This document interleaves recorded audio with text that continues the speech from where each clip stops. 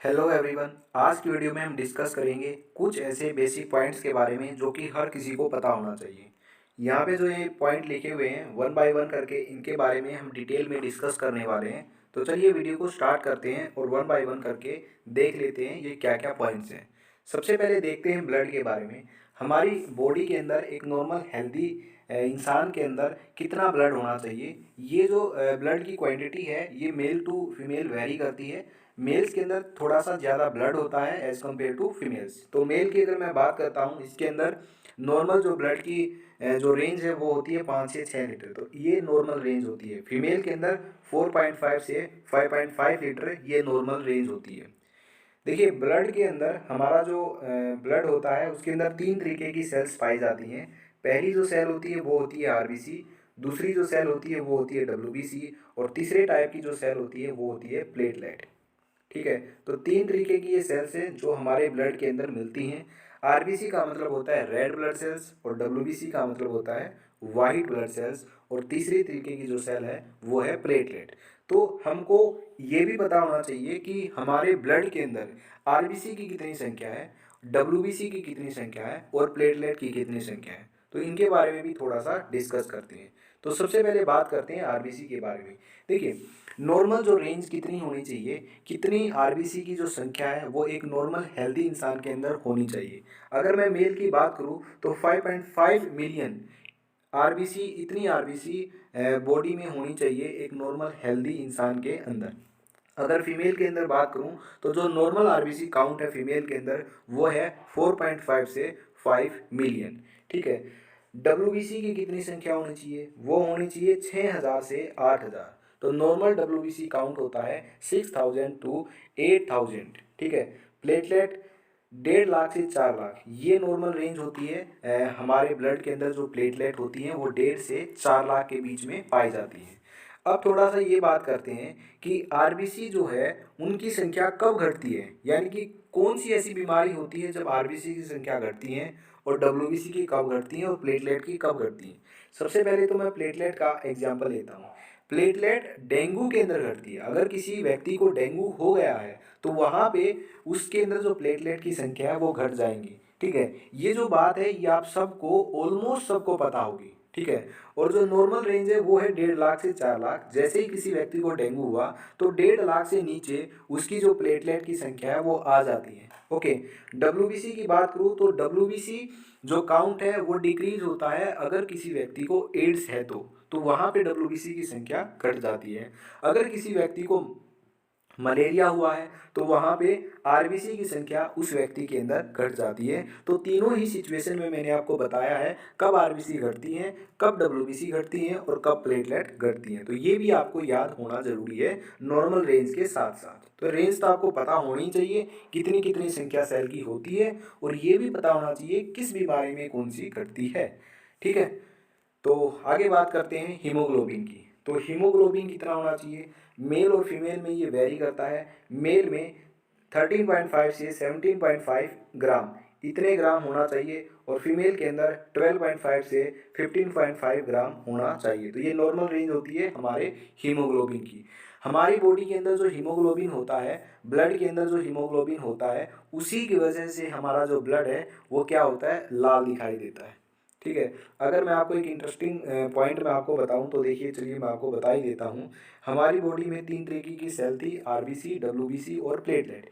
Platelet का काम होता था ब्लड क्लोटिंग का, यानी कि अगर कहीं पे चोट लग जाती है, जैसे कि आपने अपनी फिंगर पे क्या किया, सुई के साथ प्रिक किया, तो वहाँ पे आपका खून आएगा, थोड़ा सा खून आएगा, तो कुछ सेकंड के बाद वो खून क्या है, आना बंद हो जाएगा, यानी कि वहाँ पे थक्का बन गया है। ठीक है।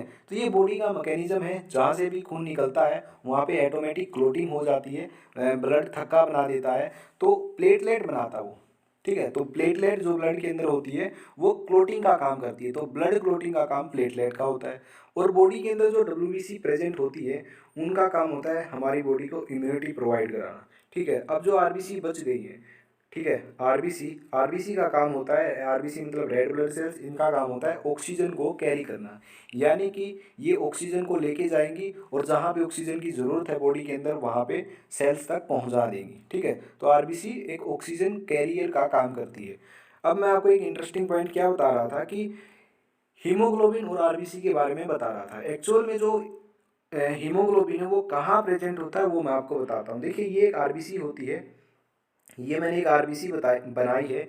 इस आरबीसी के अंदर बहुत सारे हीमोग्लोबिन के मॉलिक्यूल होते हैं, ठीक है, बहुत सारे हीमोग्लोबिन के मॉलिक्यूल यहाँ पे भरे हुए होते हैं।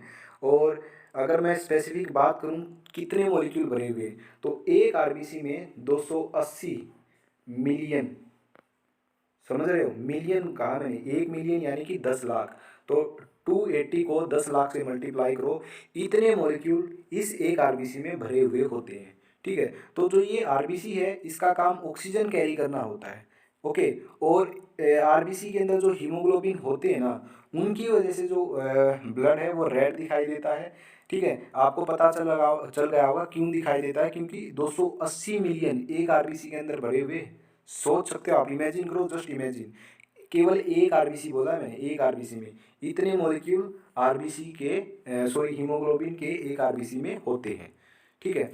अब हीमोग्लोबिन का क्या काम होता है, देखिए आरबीसी का जो काम है वही हीमोग्लोबिन का, एक्चुअल में आरबीसी है ही क्या, आरबीसी एक हीमोग्लोबिन से भरा हुआ थैला होता है, ठीक है। जो एक हीमोग्लोबिन का मॉलिक्यूल होता है ना, वो 4 ऑक्सीजन मॉलिक्यूल्स को कैरी कर सकता है, यानी कि एक आरबीसी के अंदर 280 मॉलिक्यूल है, उनमें से जो एक मॉलिक्यूल है हीमोग्लोबिन का, हर एक मॉलिक्यूल हीमोग्लोबिन का वो 4 ऑक्सीजन को अपने साथ बैठा के ले जा सकता है, ठीक है। तो ये ऑक्सीजन कैरियर का काम करता है, जहाँ भी जरूरत होगी वहाँ पे ले जाएगा। तो सोचो, जस्ट इमेजिन करो, एक आरबीसी में 280 मॉलिक्यूल है हीमोग्लोबिन के, और एक हीमोग्लोबिन अपने साथ 4 ऑक्सीजन मॉलिक्यूल कैरी कर सकता है, तो 280 जो मिलियन मॉलिक्यूल है वो कितने कैरी कर सकते होंगे, ठीक है, जस्ट इमेजिन। तो ये इंटरेस्टिंग जो पॉइंट है ये मैंने आपको बताना था। तो आगे बात करते हैं ब्लड प्रेशर की, कितना ब्लड प्रेशर होना चाहिए। देखिए नॉर्मल जो ब्लड प्रेशर है वो होता है 120/80 mmHg, ठीक है।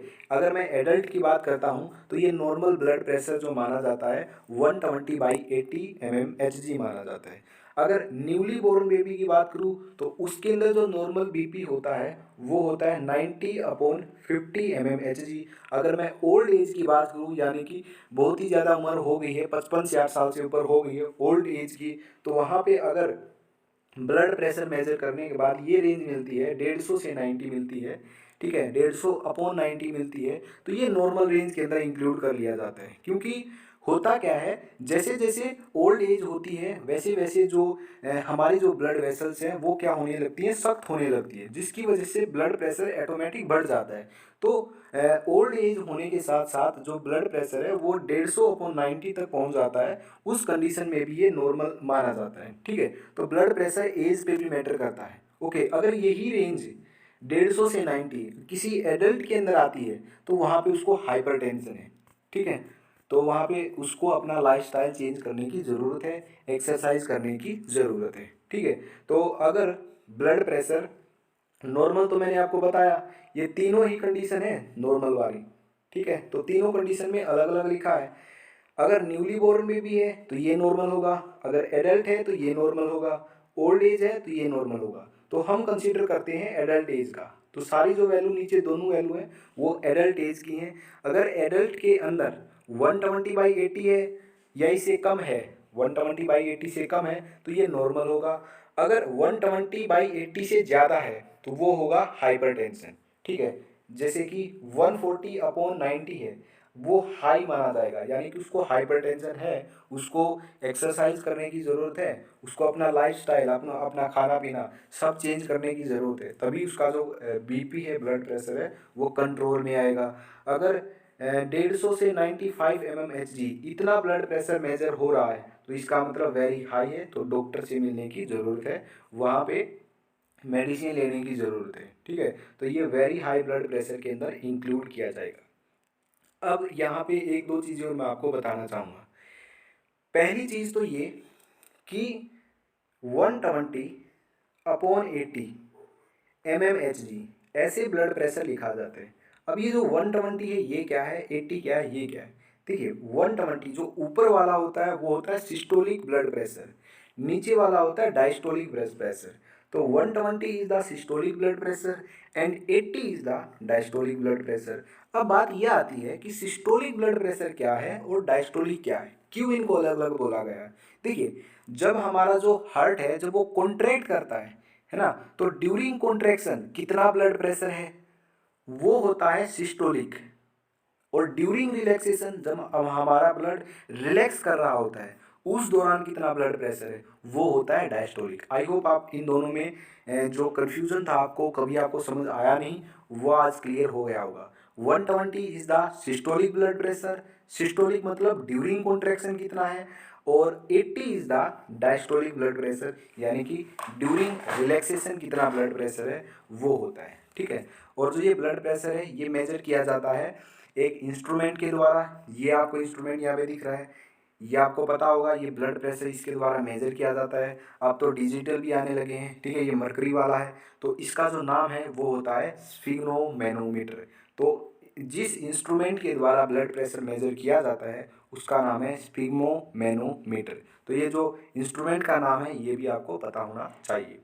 देखिए, ये तो था ब्लड प्रेशर के बारे में जो बढ़ा हुआ है। ठीक है, हाई ब्लड नॉर्मल और हाई ब्लड प्रेशर के बारे में मैंने आपको बताया, लेकिन यहाँ पे लो बीपी के बारे में और मैं आपको बताता हूँ कि लो ब्लड प्रेशर कितना होना चाहिए। यहाँ पे मैंने कहीं लिखा नहीं है लेकिन फिर भी मैं आपको बता देता हूँ।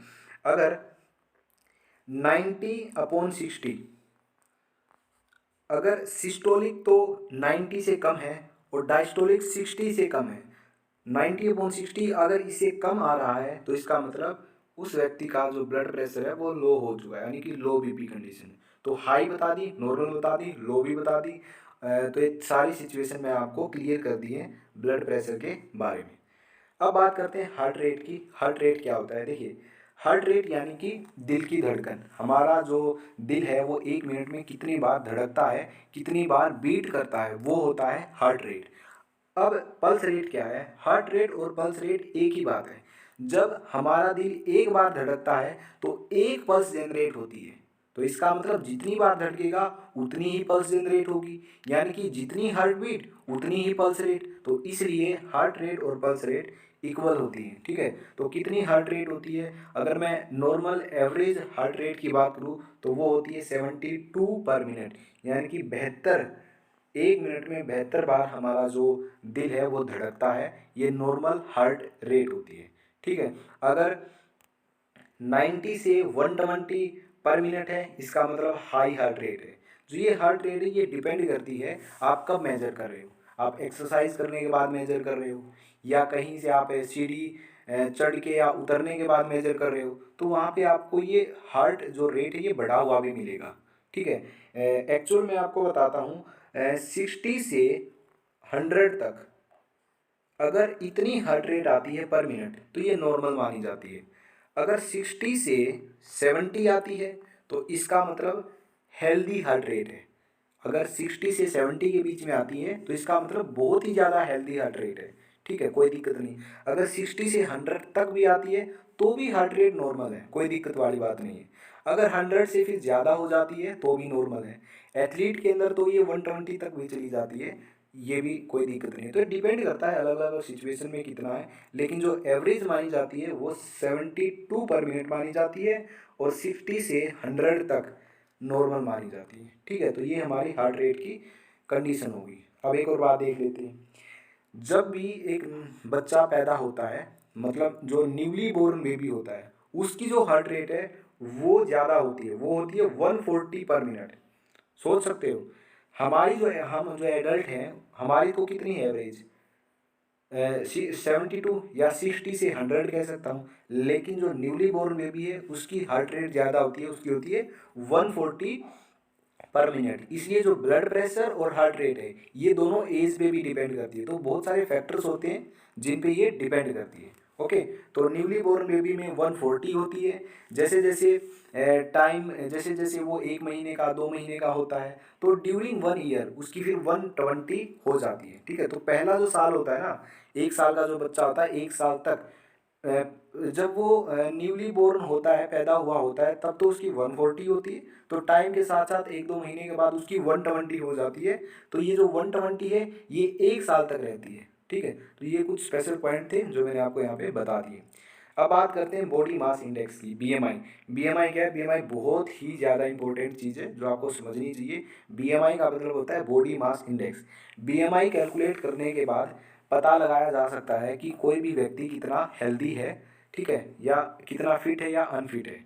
अब ये बीएमआई कैसे कैलकुलेट करते हैं? देखिए, बीएमआई को कैलकुलेट करने के लिए आपकी कितनी हाइट है वो पता होनी चाहिए, आपका कितना वेट है वो पता होना चाहिए। एक फार्मूला होता है, उसकी वजह से बीएमआई कैलकुलेट कर लिया जाता है।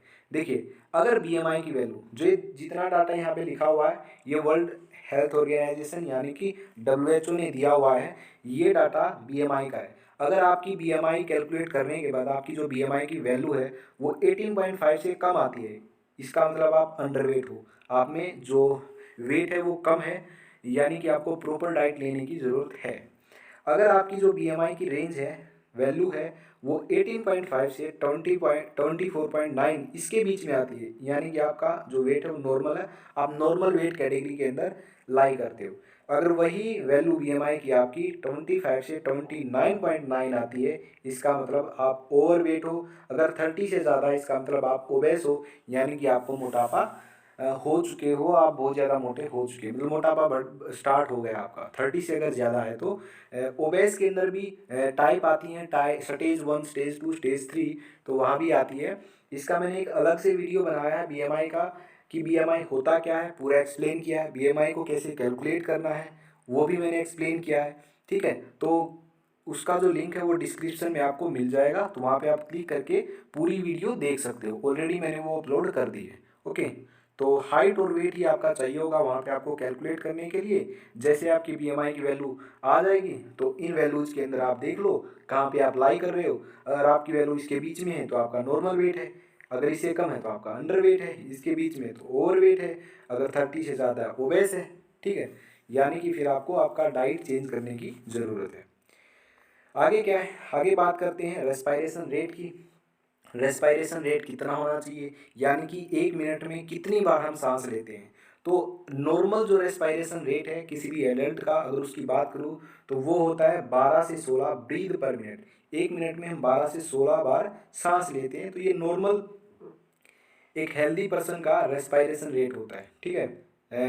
12 to 16 ब्रीथ पर मिनट। अगर मैं छोटे बच्चों की बात करूं जो कि 1 से 3 महीने तक के हैं, ठीक है, उनका जो इन्फेंट के अंदर उनका जो heart rate sorry respiration rate है वो ज़्यादा होता है, वो होता है 44 पर मिनट, यानी कि 1 मिनट में वो 44 बार सांस लेते हैं। तो इन्फेंट के अंदर ये जो वैल्यू है ये वेरी करती है एज कम्पेयर टू एडल्ट। तो जो ऊपर वाला है ये तो है एडल्ट के अंदर नॉर्मल है, और इन्फेंट के अंदर भी मैंने आपको यहाँ पे बता दिया।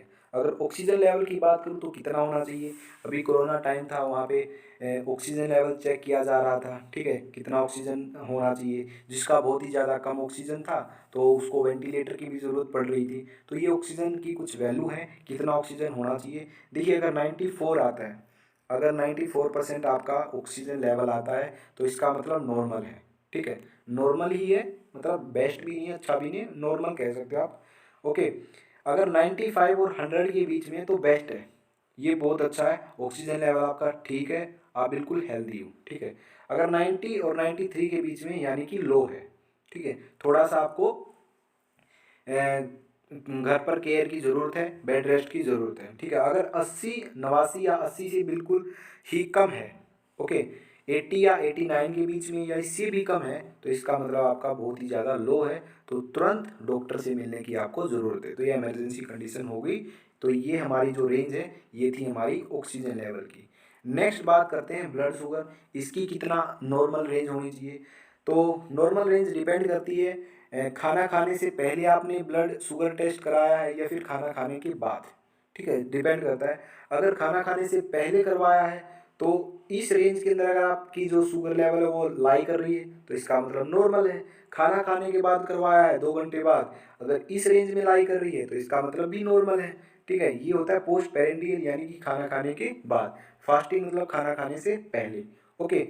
अगर आपकी जो रेंज है वो 100 से 125 है खाना खाने से पहले की, ये सिचुएशन है दोनों ही, तो आप प्री डायबिटिक है, ठीक है, आपको प्री डायबिटिक कंडीशन में है। अगर 125 से ज़्यादा आ रही है तो इसका मतलब आप डायबिटीज़ है, आपको शुगर हो गई है।